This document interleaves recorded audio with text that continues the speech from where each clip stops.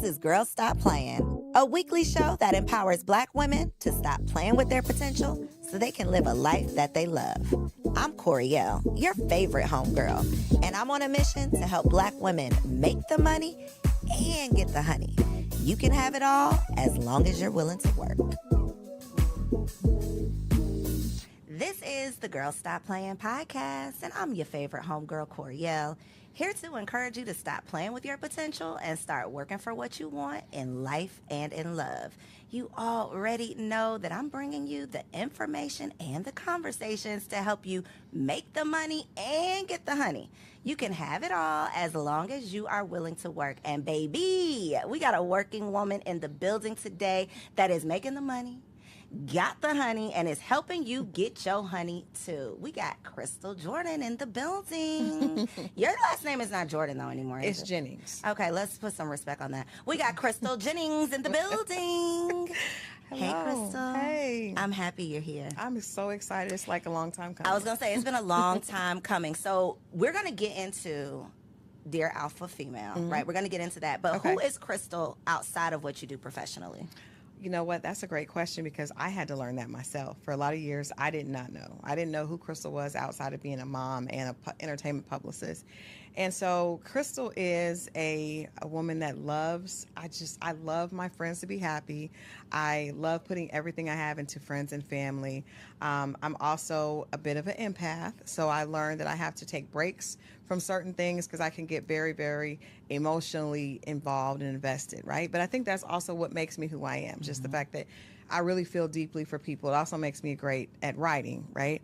But I love my family. I love friends. I want everyone to be in their best, their best self. I want my friends to all find love and have love around them. And not just a relationship love, but just I want them to be in a good space, period. I'm always the one trying to check on, making sure that they're okay, making sure that they are in a good space. I love horses. I love riding horses. That's something a passion I was able to rediscover, later in life when I realized, wait a minute, what do I enjoy doing outside of work? And I would say riding horses and being on the beach are my absolute two favorite things. Riding a horse on the beach. And Hands I did down, that. That's you. I did it. Cabo? Turks and Caicos. Okay. Horse in the ocean. I did one at Cabo on the beach. I was like, oh my God, I've maximized my pleasure. Listen, I didn't realize that Mexican horses speak Spanish, baby. That horse was not listening to. They do. That was so scary. That was a scary experience. If you don't ride, see, I have a secret. All horses speak Spanish. Really? It's weird. I just feel like. So an American horse is not going to be any safer for me? No. Okay. They do, and it's funny because I had a horse that would not listen to me, and a trainer and a good friend of mine was Hispanic. And I was like, oh my God, because he said something to her and she just started listening. And I was like, but I think that they have just a way with horses that, horses respond to energy, which is a good lesson. I think I learned so much about myself through my horse. So one of the things, I think the very first thing that came out of your mouth was I had to learn who Crystal is. And having lived several lives, because I feel like we go through these seasons where in this season, 10 years ago, I was a totally different person than who I am now. What made you feel like you no longer knew who Crystal was? Well, I think myself, like a lot of women, we tend to get engrossed in caring and nurturing for others, right? So I got married at 20, I had a baby. So I was in college, I was married, and I had this beautiful little baby girl, and I became mom and wife, right? Crystal at 20, who didn't even know who she was, became mom and wife and a student. And then she went, and I had another baby a few years later. So I was a proud wife. And, as a mom, you put everything into those babies. And as a wife, you put everything into that man. And so, and then eventually I started my career. Well, at 31, my marriage ended, right? So I had been married for 11 years. Actually, we were together for 13, married for 11. So all I really defined myself as was wife, mom, and career, right? And so when I lost a big part of my identity when I was no longer a wife. And I remember thinking like, wow, I can't believe that one day this person woke up and basically took away who I am, because that was how I defined myself. So I took that wife, Crystal, and I put that into work, Crystal. And so Crystal became married to her work. And I took so much pride. I took the same intensity, right? So at some point I started to burn out, and I started to have migraines. I was having migraines every day. Coincidentally, my business was doing the best it ever had. I was in a great place. I was earning more money than I actually thought that I would earn on my own with my own business. I mean, that was something that just happened accidentally. And I was like, wow, this is amazing. But I was so unfulfilled internally. And so when things looked the best on the outside, they were the worst inside, because I really had no explanation of who Crystal was. Crystal got up to serve others, be it her job or her children. And she was at no point serving herself. And so that's why I said it. I think it was, like you said, 10 years after. So around 41, I had to totally figure out, like, what do I even like? What do I like to do? Who am I outside of Enchanted PR? Who you are for Or everybody my mom. else. Yeah, or being mom to Chanel and Stone. Oh, come on, Stone. I love that name. I feel like that is such a common Yeah. scenario that so many women find ourselves in, and for different reasons. I mean, I didn't have my first baby until 35, Right. and I still feel like I didn't know anything and I was not ready. So to have to make that transition at 20 before you have even had time Womanhood. to define who you are or mature or Yeah. grow into the woman who you could become, I can't imagine that. And so even if it's not becoming a mother at a young age or having a baby at a young age, it could be when you are doing so well. To your point, I'm doing so well in my career, but something just don't feel good. Like something doesn't feel right. And a lot of times it's those crossroads where we wake up or we look in the mirror and we're like, okay, wait a minute, what am I doing all this for? Right. Who am I really? What is the purpose? And so I love that you can speak to like the evolution of I recognized all of this, I learned some tough lessons, and now here I am. So I want to talk about some of these tough lessons. Okay. Because you were on the Single Wives Live we did a couple weeks ago. We're going to do it Yes. again, y'all. If you missed it, don't worry, we're going to do it again. But you talked about the fact that you were married the first time. And I don't remember exactly what you said, but what you just said right now, he took it away from me. It brought back a memory that I had in that moment of where it felt like you didn't want the marriage to end. That's what I got from Yeah. the conversation. So is Yeah. that correct? Can you Absolutely. talk to us about what that looked like?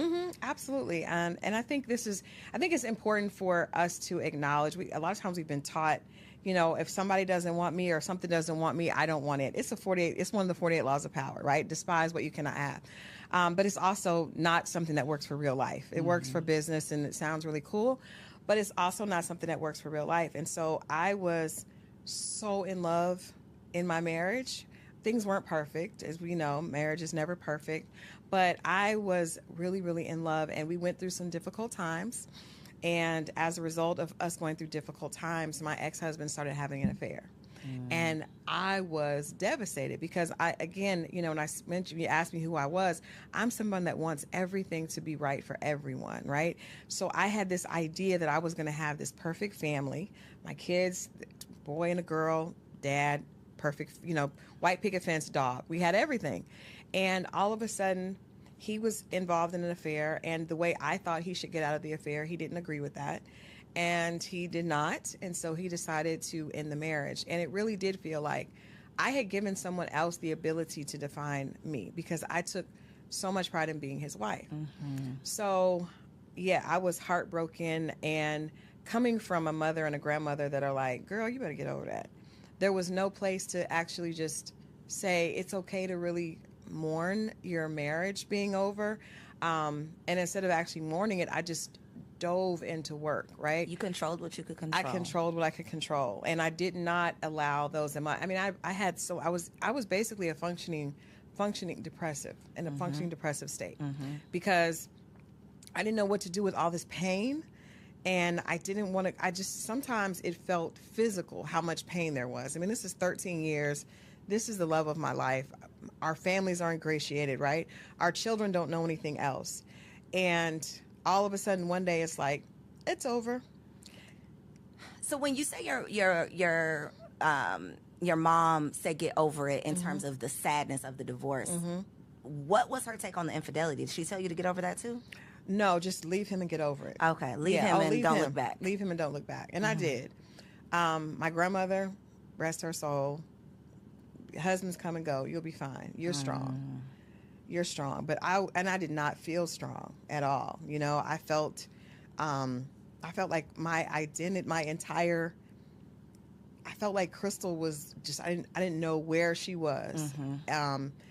I grew up without my father. so when I got married, he became my sunshine. I remember writing a essay, and it was like, this is now like the sunshine of my world.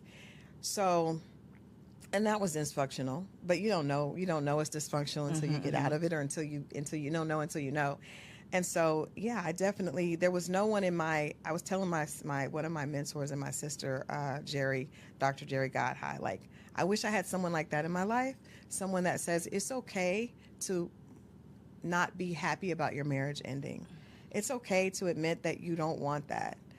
Everyone in my family, they were doing this to help me because they wanted me to be strong, right? Girl, forget him. He wasn't doing you any good anyway. That makes you feel like, though, you have to act like that. I did. Now I have to pretend like forget him, but I'm crying myself to sleep at night. I would leave, Coriel, I would leave, because I met you years ago when I was probably in this state, and I would come to events, totally made up with celebrity clients, and I would get in my car and I would cry on the way home because I didn't want to cry in front of my kids. And I couldn't cry to my friends because, girl, you're fine. Your business is doing good. That part, you got money, you got these celebrities, you should be fine. And that is what I think social media is making that even worse, because people think that if you got all of these things, not that you don't have problems, but I feel that people think that you should get over your problems. They do. Like you got all of this, you shouldn't be complaining about that, and that is unfair. If you and I'll take it a step further. As a woman, we judge each other by how we look, right? And so I probably look the best because I lost so much weight from being depressed. So I was depressed. I wasn't eating. I was miserable, but I was in this area that kept me in a very high profile position. And so people thought I was doing amazing, but I was the most miserable inside. And that came out later, with headaches and migraines that I couldn't get rid of. But I was watching the Wendy Williams docuseries, and I think that opened up an opportunity for us to have this type of conversation. You cannot judge a book by its cover, and money and fame and success do not, basically they are great to hide the pain, but they don't take away pain. And they're great to afford ways to alleviate not feel dealing with it. Right, that part. So it's not a good mix. Having Absolutely. a whole lot of money and poor mental health, not a good mix. When you talk about, though, the level of pain that you were going through, that pain, it's all emotion, right? Whether whether the pain is sadness or anger, usually it's still coming from that same emotion. Place, right. So when we say, oh, the bitter black woman, or you just, the type of woman that people are talking about on these podcasts, that woman, I don't think that we as a society, we don't give her grace to say and to recognize that she's hurt and she's not just angry. And if she is angry, she probably has a reason to be. It's a hurt little girl that can't be hurt, because weak is worse than being. It's better to be a bitch than to be weak in our culture, right? So it's better to be, and I've had my mentors say, Crystal, you got to find that inner bitch, right? That's where you should do. And that comes from a scared little girl that wants to protect herself. I'm an animal lover, so I know when you look at animals that are sick are the most dangerous. They are the most, animals that are afraid are the most dangerous. I remember, I believe God sent my horse to me to teach me about myself. I thought she was mean as hell because she would not do what I want. She wouldn't submit. She was not friendly. She was afraid. And that fear created a bitch, right? But like I said, our culture, we will, as a woman, as a black woman, I was taught you can be mean, but you can never be weak. Can't be sad. You can never be weak. Cry. Girl, get up. Get up. My grandma said, you don't have time to sit around and cry. You got them kids to take care of. You got to get up. And so it's funny that the things that we tell our daughters are the same things that later they get penalized for. We complain about it when you grow up and are displaying the same things that we taught you as a little girl. And it's the same conversation that I've had several times about dating. Because when we're little girls, the only thing that most of us hear is don't bring no babies home, don't have sex, stay away from those boys. And then when you turn 35, everybody says, well, where's your husband? Why are you not married? Right. I mean, it makes no sense. So that is the whole point of having these conversations is so that we can teach our daughters or our sons a better way of doing things based on the lessons that we've learned, because we love talking about these statistics. But we don't look at why. I was talking to one of my girlfriends today, and I've had this conversation with my guy friends. Even we talk about men, right? Black men in our community. Most of them are teaching their daughters to be independent. And I said, you are teaching your daughter to be a woman that you would not want to date. And if a man is not there in the house, you're still teaching, because you're always teaching, even if it's intentional or non-intentional. So my father taught me that I couldn't rely on a man because he wasn't there for me, right? And my girlfriend, whose father was in the house, he constantly taught her, make sure you can take care of yourself. Make sure you can take care of yourself. So those, and we know that when you're young, that is just porous ground. You plant those seeds. That little girl, my daddy said, I always got to be able to take care of myself. So then she gets to 28, 29, 30, and the first thing she knows, I got to take care of myself. And now we tell her, oh, you're an independent Black woman. You're going to be single forever. But I'm just doing what I was taught. I'm just following the directions my daddy gave me or didn't give me. Exactly. It's literally, it's literal insanity. The same thing we do to little girls, mothers do to their sons. They raise their sons to be the men that they hate. Absolutely. All of the things that y'all are complaining about, you are grooming your child to do the exact same thing. And men are training their boys to be a man that would not deserve their mother. Because when you encourage him to be promiscuous and you use it as a badge of honor, they use it as a tool of success. Don't worry about girls now. Get all the money that you want and you can have all the girls. But he had a mom. So, and we know little boys' first love is their mom. And so that's a dysfunctional relationship that they're taught from the beginning. This is not what I should look for. What I should look for is to have the upper hand so I can have all the girls. And then the moms come along and say, oh, he's got money. My son is cute. He's going to be a heartbreaker.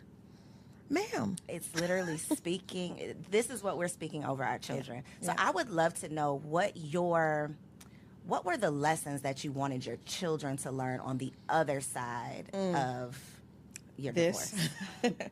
It's like we look at it like post-divorce and pre-divorce, almost like, post-Christ coming in after, because it was such a big impact on my kids. My son was 9 and my daughter was 12. That's a really horrible time to go through because they're both coming into their identity as people. And I think the biggest thing that I've wanted them to know is that they don't have to always be right. Because, I have a great relationship with them because I learned I was of the mindset that I had to provide and I had to make this perfect life for them. And when the life became unperfect, they still loved me. And I remember thinking like, wow, after the divorce, I didn't have the money that their father and his family had. And I thought, they're not going to want to be with me. But the fact that they said, Mom, we want to come with you, then I was like, oh, wow. So you don't have to be perfect. You don't have to be perfect as a mother. And I want them to know that as young adults, they don't have to be perfect. I made a lot of mistakes. Their dad made a lot of mistakes. But you can always pivot. And I think a lot of us we feel like we got to be perfect or we're hard on ourselves. And so I'm proud of them, but I always wanted them to know I was very open. Like, Mom didn't know what to do. She thought she did. She had you at 20. And it's okay to say, I need help. It's okay, not just financial help, but it's okay to say, I don't know what to do with these feelings, because I went to therapy and I put them in therapy. Right after the divorce, I had no idea what to tell my kids. And they were my everything. And so I said, I've got to get some help and I got to put them in some help. So they didn't want to go, but I made them go. And I think that it taught them it's okay to need help with my emotions. My motto is, my sons will not believe they have a strong Black mother. I am not a strong Black woman. I am, help me. I am weak. I am a damsel. Please help me. Open the door, pump the gas, whatever it is. I don't want you to think that I have it all together, because I don't want you to expect any woman you ever come across to be so strong and have it all together, and then she's weak if she's not. If she's not able to. And I think that our mothers did us a disservice. At least, I don't know about your mama, but my mama, I never saw her cry. No, she did the best. They did the best they could, but they were taught. We were taught. Our culture was taught. It all goes back. It all goes back to the root. But that's why it's so important for us to be intentional based on the lessons that we've learned, so that we're not just repeating that behavior. I was dating this guy because I had a long period of dating that was not good, and I just let's talk about it. So post divorce, what did that look like? For a long time I didn't date at all because I was afraid. I was afraid of men just after going through such a traumatic experience. But when I did start to date, I didn't know how to date because I got married at 20 and I got married outside of Atlanta. So I was in this very just horrible dating scene in Atlanta. And I remember going out, and what years was this? This was a mentor told me not to waste my 30s, but I did. I wasted most of my 30s. So I didn't really start dating until I was almost 40. Okay. So I got divorced at 31, 32, and all those good 30 years I wasted being sad and depressed and just hiding. Look at this camera right here and tell the ladies in their 30s this ain't the time to play around. Ladies, let me tell you something. Marie told me, girl, don't waste your 30s. And I am telling you all, do not waste your 30s. Figure out how to get healthy and figure out how to love yourself and enjoy you in your 30s. That's the biggest thing I would want to tell women. Like, don't waste that time. I look back and I'm like, girl, you was fine. You had all those good years. But, you know, God works it out. He's a good God. But I didn't start dating until I was like 37, 38, really. So look at all the good time. However, but it wasn't too late, baby. It wasn't too late. So the husband came later, but first some very horrible experiences and then some good experiences. Okay. So, but I remember in particular going out with this guy, and I was working to the point where, because I work, you know, that's just what I define myself as. And I would work, and then I had the kids, and then he expected me to like do all the house stuff as well. And I was like, we're not even married yet. Like, you know, I don't live with you. And he said, well, my mom did it. And I was like, wow, that's the first time I realized that we are teaching our sons incorrectly, right? Mm-hmm. Because my son, now that's one of the reasons I tell my son, mommy didn't have it all together. Because I don't ever want him to expect a woman to be his workhorse. Can I say that again? Like, I don't ever want my son to expect his woman to be the workhorse, because I wasn't that way by choice. It happened. My mother wasn't that way by choice. My grandmother wasn't that way by choice. But this man said to me, well, you can do it all because my mom did it. Now, what does that look like when y'all aren't living together? That looked like we needed to be apart. But did he think you was going to come clean his house? Or like, what did he thought, because that's what he thought. He thought a woman's purpose was to make sure that's that every next level right there. Oh, it was. I had never had someone articulate that to me, but I appreciate him for sharing that with me, because I understand that it was because he saw his mother. Mm-hmm. That's all he knew. In dysfunction, right? And as a little boy, that was his idea of what perfection was. Most men either idolize their mothers, or, you know, or it's the opposite. But I think I think I called my son because my son was in college, and I was like, listen to me. Like, I did all that because and he's like, Mom, I know. But I think that women need to understand you're teaching when you're not talking. Kids pick up more on what we do than what we say. So he had been taught that a woman does not need a break.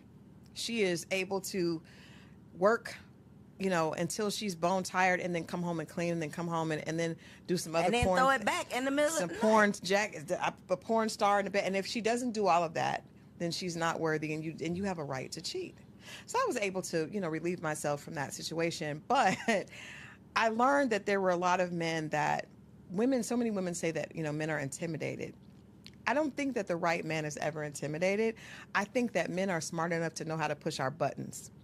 So when you have a situation, because women, we tell, especially when you want to find love, you meet a man and you tell him everything you want because you're hoping that he's going to step up to that, and he's listening to everything you said. Mm-hmm. And if he sees you as a wife, he will act accordingly. And if he doesn't, then he's going to play games, and you've given him the playbook. Mm-hmm. So he knows that you probably are an overachiever. For us, you know, what I define as alpha females that are overachievers, and he'll give you some more things to do. Mm-hmm. And I had a girlfriend that was an OBGYN, amazing, had her own practice, and she's like, well, I'm trying to learn, I'm trying to have a threesome. And I was like, do you want to have a threesome?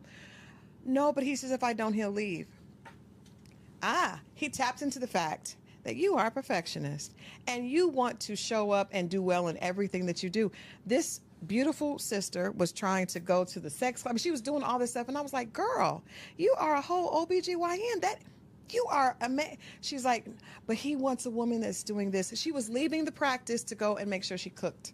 Girl, what happened with these people? Are they still together? No. Did she have a threesome? No, she didn't have a threesome. No, but what I'm telling you is, it sounds crazy, but in the minute, because you got to realize, especially right now, the season is ripe for everyone is dumping on career women, right? It's fun. Mm-hmm. Oh, well, you think you're all that because you have that degree, but what about what do you do in the kitchen? What do you do in the bedroom? And so those of us that are overachiever, well, I can do it all. Girl, sit down. Please. He's not the one for you. He's not the one Wow. for you, because the one that sees you as his queen and as his wife, he will not be looking to play with you and make you do more for him. He will be looking at how he can make life easier on you. That part. And that's when we talk about, how God is good and he comes around. If you just wait and then you do what you're supposed to, you do That your part, work. that part. You must wait wait. and do the work. You because must I've wait. talked to therapists and relationship coaches who talk about the fact that they get clients who haven't dated. They've been single for a decade. But you Oh. have done zero You've work. done no work. You've done no work. So a decade later, you're going to be still in the making the same- same bad decisions. That part. Thank you for saying that, because I told my goddaughter this weekend. I said, one of the things I would do differently, because I didn't date for probably about 6 years, but when I started, I was emotionally very immature, because I was still, actually, not only was I 6 years behind, but I hadn't been in a relationship that was outside of my marriage. I didn't date since 20. You were a teen, So I went basically. back, and I was an idiot out here, because I didn't know. I didn't know. And so it's important that you do the work, and it's important that you don't avoid dating because of fear. Because if you do, then when you start, that same fear is going to be there, and you're going to run from it, or you're going to make decisions out of desperation Yep. or out of fear, and those are always the wrong decision. But it's interesting that when you find the man that sees you have to find the man that sees you as his wife, not the man that you Think is had gonna be wanted your to see as your husband, because that we have some of those. But it's really important that he sees you that way, and then you will be able to tell the way he treats you, the way because There's it's no totally question. different. There is literally no question. And it sounds, until you have experienced it, it sounds like, oh, they just saying, it's like that when you know, it sounds like, okay, that sounds real good. But the way that you are treated, like being loved properly, Right. it is like a totally different experience. And it will make you say, what the hell was that? What was I doing? What was I doing and why? Like, what was wrong with me? But a lot of it is how you treat yourself. And so for me, when I was dating before, I wasn't treating myself well. They saw that I was chasing these clients and trying to be perfect for them, trying to make sure they had everything, doing all this stuff for my kids. So they were like, oh, let me jump in this. Let her do some stuff for me. Let her do it for me. So I want to get to this husband. Yay. Because, before you got to the husband, you talked about the fact that one of your challenges, which I want to bring this up because I feel like it's a common challenge, is couldn't nobody tell you nothing. Yeah. You were never wrong. And I think that for successful women, women who have been successful in any area of their lives for a long enough period of time, we start to feel like, because I've done this, I can do I'm right about everything. Yeah. Nobody can tell me anything. Absolutely. So talk about your experience with that, and then how other women who may be exhibiting those same behaviors can stop. Well, it's two things. For me, it was twofold. So not only was I doing really well in my career, right? And I'm a hard worker, so I knew there's a formula, right? That I know if I put a lot of hard work in, there's going to be a return on my investment. And it had been proven correct. But also when you go through trauma, right? I went through being married and having, 5-bedroom house, 2 cars, to being almost homeless after my divorce, right? Didn't have anywhere to live, built myself back. So in that building yourself back, I remember my kids, we went from the first year I was divorced, we were adopted by a family for Christmas, right? Because I came back and I was like, my ex-husband was like, go stay with my parents. And I was like, no, I'm going to build this on my own. So we had to be adopted. And so that would be humiliating for a lot of people, but I told them, I said, we're going to do the same thing for another family. And we did. So we went from a 2-bedroom where I used to sleep in the living room because I didn't have a bedroom, but I just knew I was going to make sure my kids were good, to, at the time that the kids were graduating, we had another 5-bedroom house. I had my own 2 cars outside, and everything was good. So that journey of like 32 to 38, I pulled myself up. And not only was my work doing well, but I had all this life experience of I did it. I put my all into it, and I got my kids. We adopted families. We would do things for people for Christmas. I went from driving a car that had a black eye to having, a luxury car and a backup car out. All that I did on my own. So sometimes God has to tell you, hold on now, little mama. Let's reel it on Hold back on. in. Because you fight so hard, and it's like, and that fight becomes your identity, Yep. right? And so when I would meet men that to date, and they were struggling alone, I'd be like, what? I have 2 kids, was left for dead, and I've managed to be in this beautiful home. I'm not listening to you. And even when I would hear other things, because a lot of that it wasn't necessarily from the fact, I knew that I was always really, really good at what I did, but it was also the fact that I was able to come from the mud. I knew what it was like to cry every day, to sleep in the living room, and my kids not to have the bedroom suits that they had before, to go from that to that. So that created an arrogance and an ego that was, again, to hide that sadness, but it was, I'm not going back there. One of my favorite movies is racially incorrect, but it was Gone with the Wind. And there's a scene where Scarlett says, "I'll never, as God is my witness, I'll never be hungry again." That was me. As God is my witness, I'm not going back to that. And nobody can. Before, I was married, and that's how I ended up in that situation. Now I'm in control. Crystal's in control. So when Crystal's in control, you can't tell me what to do, because look what I've done. So that created. You can't tell me what to do. Ooh. That is the attitude. And how can you tell me when you haven't done it? So, and I also have around me a very amazing, brilliant group of female friends, right? And a lot of us have the same energy, because they're really hard workers, right? And so you have people that have beat statistics and have been able to say, oh, I was told, I remember when I got pregnant in college, my guidance counselor said, drop out. Drop out? No, I'm going to graduate. I'm going to graduate on time. I'm going to do this, this, and this. When I got divorced, go home. Go stay with my parent. No. So that creates a belief in yourself, which is good, right? But it also has the other side of that is it was very hard for anyone to tell me anything. And the people that are around me that I probably did respect weren't going to tell me, because they were of the same ilk, right? So they felt like, girl, he's, But I would always look at men that didn't have, and I would feel like, well, why would I ever listen to you? Because you haven't been able to do what I have, and you have far less obstacles to get over. And that was the wrong attitude to an extent. But me going on, Iyanla Fix My Life, and I really did not expect her to, I'm a publicist, so I'm like, I'm not going to do anything that puts me in a bad light. That was not my intent. Did you have a choice? I did. I said no at first, but then a good friend of mine was like, I think we need help. But we thought that it was help in the fact of understanding why these men weren't. Right. You didn't think it was. No. She was going to get on you. At no point did I think that. No. Until I got in the middle of it, and it was too late. You here now. What was your big lesson that you took away? Ooh. First of all, I think that I'm smart enough to listen to someone that makes sense, right? So the things that Miss Iyanla Vanzant were saying, they were very, very raw, but it was also a woman that I respected, and that I knew she wasn't lying, because it was true. What she was pointing out to me was true. So I learned that the very characteristics that it took for me to create this impenetrable woman were also the things that were holding me back from finding love. And that was my big lesson. Like, okay, you did this, and this got you where you needed to be, but this also created some very negative, behavior that you have to fix. You cannot just get here and be like, ta-da, I'm done. Well, he gonna have to come to where I'm at. Well, no, ma'am, that's not how that works. And all this has been built out of fear and pain. So now we got to deconstruct that. Crystal's still going to be hardworking, right? Crystal's still going to be smart, but Crystal doesn't have to be afraid of being hurt. Crystal doesn't have to live in desperation and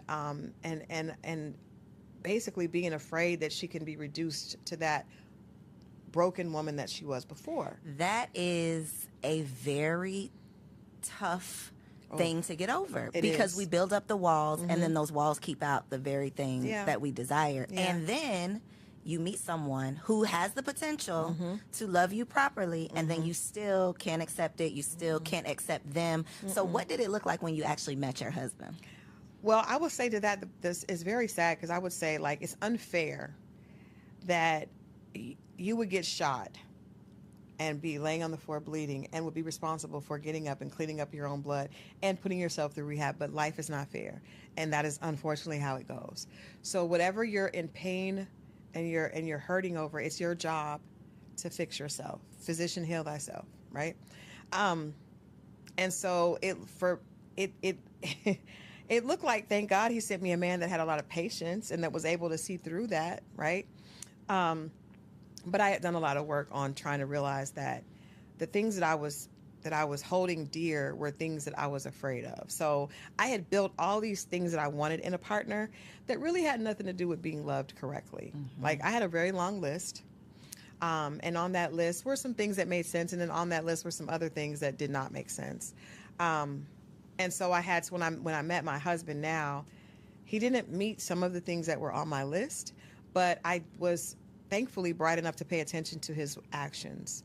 And his actions were, I literally did not think a man like this existed. I really didn't.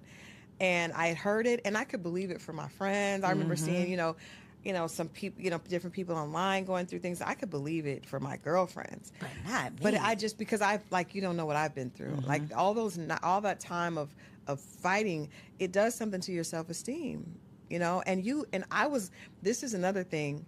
I was loving myself with conditions. What does that look like? So I would be hard on myself, really, really hard on myself if I didn't have what I wanted. So I've always been a perfectionist. I always was like that. So I was the kid in class that was angry if they got a 95. I wanted 100. I was always like that. So when I was, single, I wanted to make sure that I had this for my kids. So I would work extra amount. I would put myself through things, and I would never tell myself, Crystal, you are good as you are. It was like, no, girl, you need to do this. You need to get on it. You need to look, you 20 pounds overweight. That's not acceptable. And I was hard on myself. I was mean to myself. And that did push me forward. So let's be honest. Sometimes when you're hard on yourself, The gift and the curse. it is the gift and the curse, but it's not good when it comes to relationships, because if you don't know how to love yourself unconditionally with your extra pounds. I was talking to a girlfriend on the way here, and she was like, "Oh, I'm getting liposuction." I was like, "Okay, cool, but we need to know that you're beautiful as you are."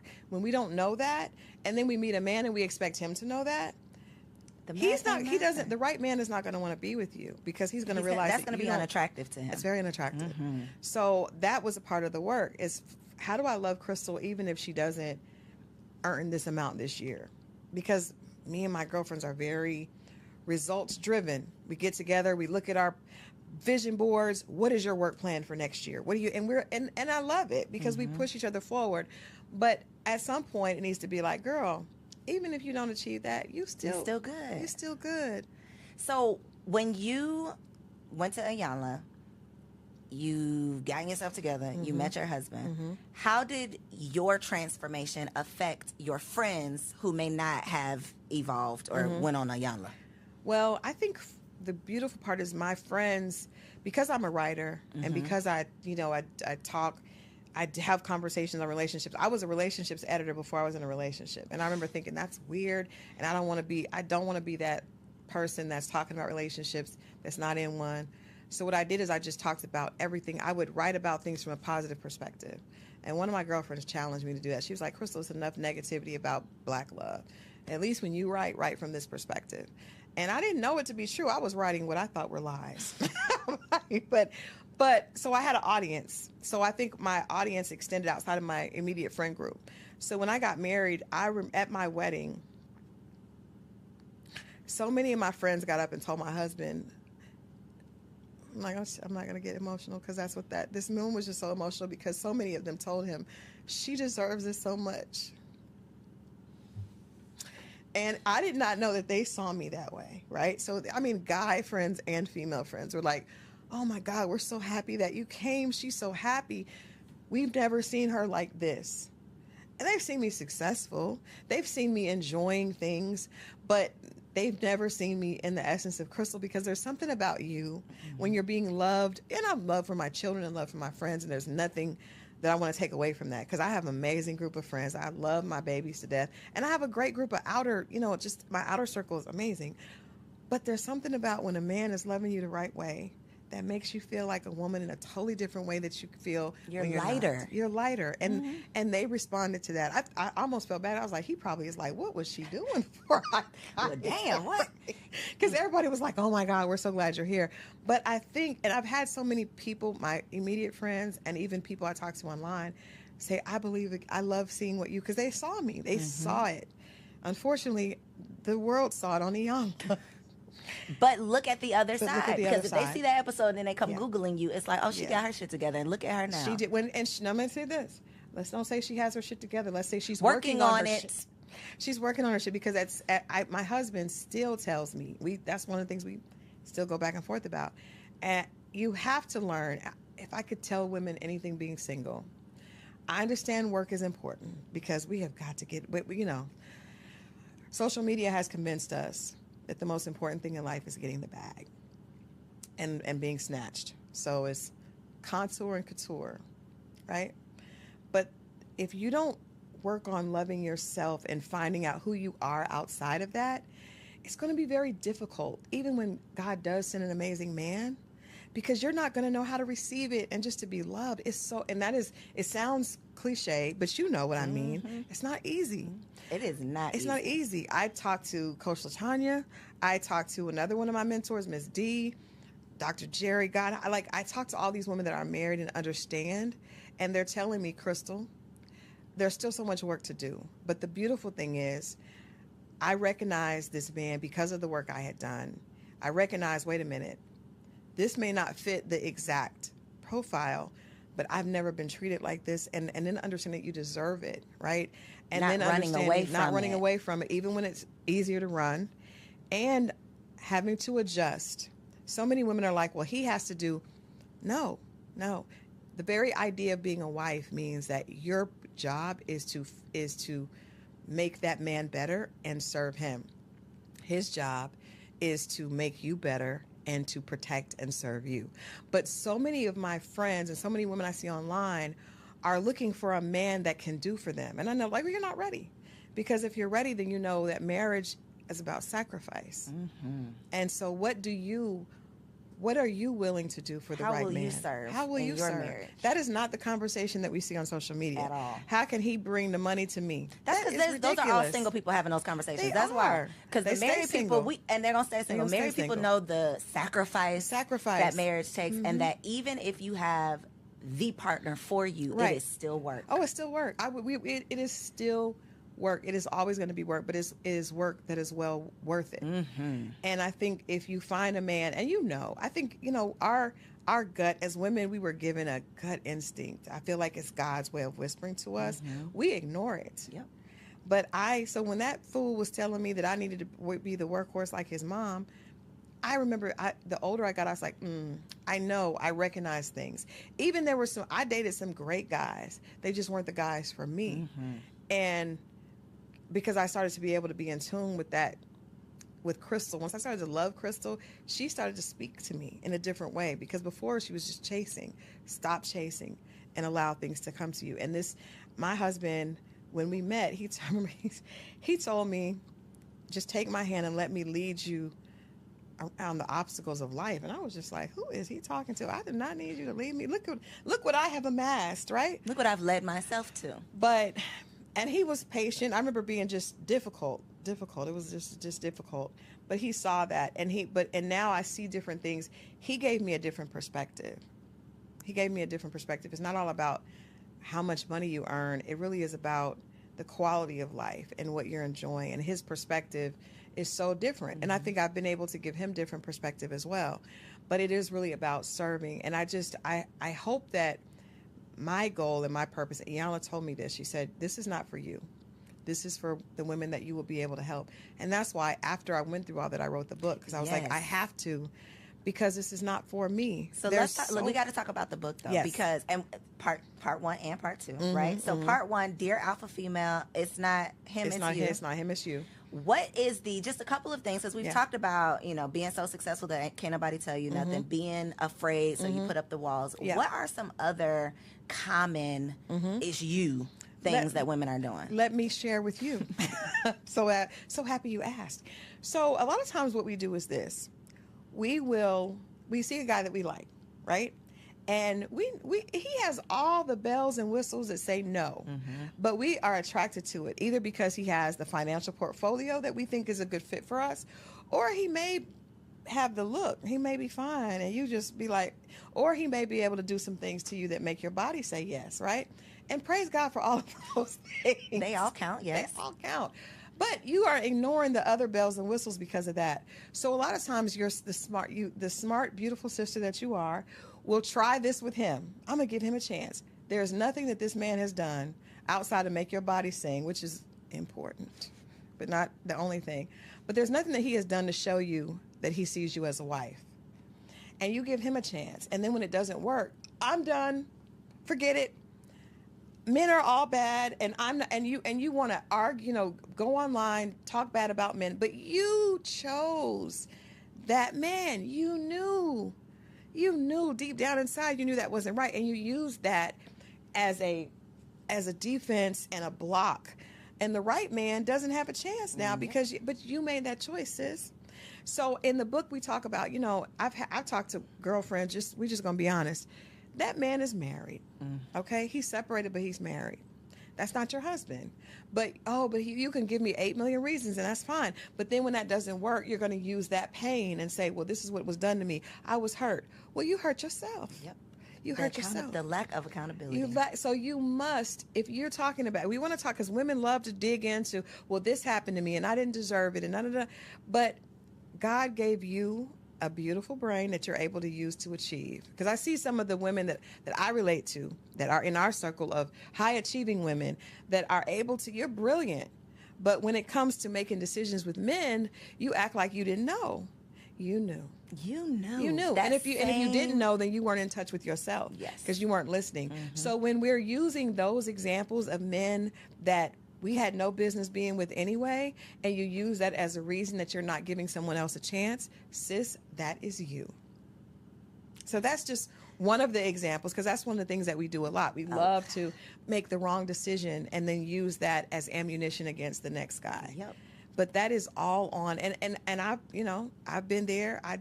We all have been there, which is why there's no denying it. It's like we've all made bad decisions. Ask me how I know, because I did it. Because we've all done it. Wasting years. It's a journey. Wasting time. So the first book, people were a little, not that they were upset, but people don't want to be told that it's you. You are the problem. Yes. So as a solution to the first book, there is a second. I have a second book that's coming out this summer. But when I realized the response from women, I do feel like I need to double down in a way. I want people to get the message, which is why we're doing another edition of it. But the reality is, when I went on Iyanla, I was in tears. That episode, she told one of the girls was me and 3 other colleagues, and she was like, "Well, this is what happens to me." And she said, "Well, if dogs keep ending up at your door, then you need to up the wattage on your light. Maybe what is it about your light that's dim that's attracting all these dogs?" We were in. She didn't take it easy on us, right? She was not playing with us. And that's why I believe that women, at least the alpha women, women that are leaders, and I know people hate that term, but it's just about a woman that has leadership qualities, right? Iron sharpens iron. One of my favorite quotes. It's not a pretty process. Nothing becomes beautiful or valuable from just petting it and placating it. No. If I'm doing something wrong, Corey, I'll say, "Crystal, no, come here. No, wait a minute. That ain't gonna work. You stop me, right?" And that's not about, okay, because guess what? When you're in the boardroom, you have to speak with authority, right? Because you're able to speak with authority is how you're able to get promoted. You speak with authority on your platform. You can't get on there and well, I don't know really how. I'm thinking, girl, ain't nobody listening to that. So I think that it may be uncomfortable. It was uncomfortable for me, but that's what I needed. The people that were giving me, "Oh, Crystal, you're amazing," they weren't helping me. Yep. They were not helping me. So yes, I have another edition coming out, but I think that the interesting thing in this book is this Dear Alpha Female, it's not him, it's you. And I meant that, and I mean that still. But it's an interactive devotional designed to help you attract the love that you deserve. And nobody picks up on the fact that I'm saying you deserve love. The fact that you have been in leadership positions and you have these things and you're still struggling when it comes to relationships doesn't mean that you're not worthy. It means that you just have some more work to do. And you're fine with work because you have Your working ass. You can do this work too, sis. You got the degrees, you got the positions. You're okay with work, but you can't assume that you can work over here and not work over here. Crystal, you know that was literally my whole message with the Single Wives Club. It was, what is the work on yourself to get what you want? But I was met with so much. Yeah. I'm not about to do nothing for no man. Or why would I want? It's like, it's for you. It's for you. It's for you. And to your point, the same tenacity that we pursue these degrees and these careers, and we will take a class and hire a coach and do all of the things, but when it comes to your relationship, you think he's gonna fall out the sky and just fall in your lap and then he's sweep supposed you to off your feet. he's supposed to just deny everything else, but you're non-emotionally mature behind, Take you as you and just are. take you as you are, and you don't know how to speak to him. You don't know. I very rarely hear, especially on social media, which is why I'm so glad you're doing what you're doing. I rarely hear women speaking about what accountability do you have to a relationship, right? None. All we want to talk about is what he's supposed to do. And that's why I can understand why there is a backlash from men to an extent, right? But at the end of the day, we need to be figuring out, how can we love each other? How can we love ourselves first? Because That. you can't be empty and be a good partner. But if you're willing to go under a knife to make yourself look beautiful on the outside, why are you not willing? Why is it such a... Why they beating down your door why because are you just want them to read a book? I just want you to do some internal work, but it's easy to put on the makeup and to go get all these things because it doesn't take you acknowledging that there may be something going on with you. And I think a lot of us feel like we feel undeserving inside, and we don't want to look at that, right? Because you grew up thinking that maybe you didn't. And so you learn to get all these things to prove people wrong, but you haven't proven yourself wrong yet. And that's the problem. So you've got to go back and do that work. And it's self-work. That's the other thing too, because people have a problem with therapy. People are above people telling them, you can't tell me nothing. Tell yourself. Sis, buy the book and do your own work. It could be between you and the Lord. Right. But do the work. It's worth it. And you know what? The funny thing is, most of your girlfriends, I know, I remember I had 4 girlfriends. We would go to dinner, and I invited one of my guy friends to dinner with us, and he was like, you all are exhausting. And we know that because we're like, where are we going to go for dinner? Well, I don't want to go here. Because we're all women that are in leadership. And your girlfriends know you're annoying. They don't want to marry you. You don't want to marry them. And it's because all of y'all need to do some work. It was and I love the fact that we work well together. But at some point, so I just tried to say, you know what, with my girlfriends, I just want to, y'all already got the work down. You got that part. Let me just ask you how you are. Let me just talk about something else. Let's just focus on, so when you come to Crystal, it will be more about, what are you doing for you? Because you got all the girlfriends that are going to be like, let's talk about the work plan. I was one of those girls. But it's like, I knew if somebody were to ask me, some of my guy friends say, is this girlfriend still single? Yep. You know that, though. We know that about our friends, but we don't tell them. I tell them. Well, but now I do, because I didn't know before. But I tell them, and they know. How do they receive it? They honestly, because, I mean, these are my close friends. They know, and they know that I'm telling. They know In that love. I'm living. And you're telling them Proof. in love. And they know that I'm still struggling. I did not learn to not have I still sometimes have the laptop in the bed. But my husband was like, this isn't going to work. You need to cut this. Where are the boundaries for work? And every girlfriend I have doesn't have boundaries for work. I literally told my husband 3 days ago that I've been treating my marriage like a side chick. And I've decided that my marriage is going to be my business. That's what y'all need. That's it right there. Yeah, that is it. that's Because it. even if you meet the man, it's it's not going to just magically, you're going to just throw your laptop and close down your business. You're It's not struggles. going to do that. I'm so struggling. it's still, listen, it's a constant struggling. struggle. And I think that hit me kind of hard, Coriel, because I probably, if my husband sees this, he's going to be like, all in my face. I don't want him in my face. Leave us alone. But We're trying. but I'm trying. I'm working on it. He knows I'm working on it. But that's true. And I think if you have to get in that mindset, it's like when you go to college, right? And you go back to work on your advanced degrees. You get in the mindset of, no, I'm getting ready to start this master's program. So I got to, I know I'm going to have to be on it. If you really want a relationship, and I hate that we have to talk about it like this, but this is what we understand. Is what we get, yeah. I understand. I was like, well, I want a return on my investment. Well, you can't get a return on your investment if you're not willing to sacrifice. every return on investment comes with sacrifice. Gotta give up something. You got to give up something. And so if you really want a loving relationship, you have to be willing to sacrifice. And you have to be willing to consider that what has worked for you has to change. I had a guy friend tell me, when you get married, that means that you are willing to change and a lot of women just want to add the man on the side. And you just come along and get with my program. Yeah, I'm already doing this. And I want him to look a certain way and earn a certain thing, and I just add him to the mix. Mm-hmm. Well, nobody wants to be treated like that or looked at like that. So he's going to go find somebody that's going to make him the priority. Needed and feel like he has a place to fit in. I think that's some great advice for single women, too, is creating space. Yep. And it could be physical space, clearing out a drawer for this man that you're manifesting, or actually carving out time where you say, these are my boundaries. Practice closing your laptop now. So that when you meet the man, you're not like us and having a hard face. Time. Please. I'm still having a hard time. It's a struggle. It is. Getting off not taking work calls after a certain time. But see, those are boundaries that Crystal didn't set for Crystal. And I'm telling you what, with every guy I dated in the past, it was unattractive. I just didn't know it. I thought they were intimidated by my success. No. They didn't care about it. They just wanted to talk to me. And because I wasn't available, they found someone that was. I remember I told a guy, he asked me to take me out, and I looked at my calendar and I was like, I don't have any opening for 2 weeks. And my single guy friend was like, Crystal. But I didn't. I was like, I'm traveling. And they were like, that ain't how this works. Date you? Yeah. It's not intimidation. I think so many women are going to hear what you're saying right now and be like, oh.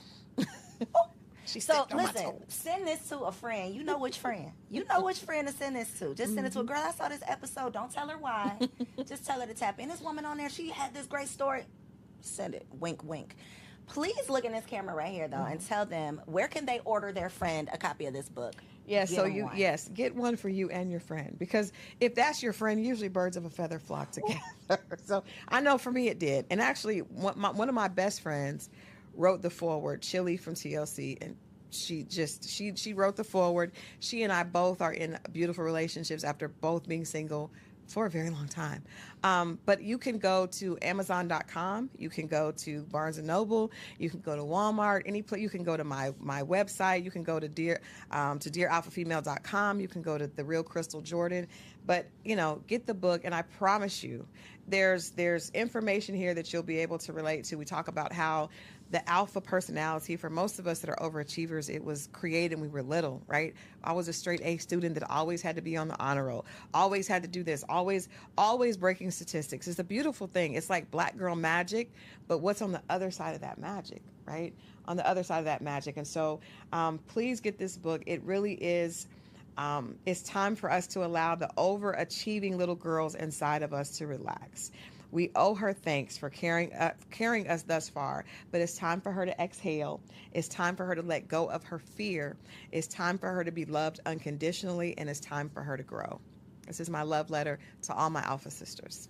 So if you want marriage on the other side of that black girl magic, log on dearalphafemale.com. Check out my girl Crystal, and I will catch y'all on the next episode. So if you made it this far, I just know you loved that episode.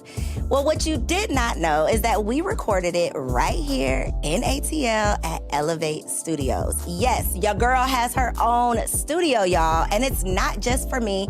I'm opening it up for you too. So if you have a podcast, if you are a vlogger, a YouTuber, or a content creator, and you are looking for a professional studio to record your content, or you want to hire me and my team to fully produce your content, make sure you check out the show notes below or log on to elevateagency.com.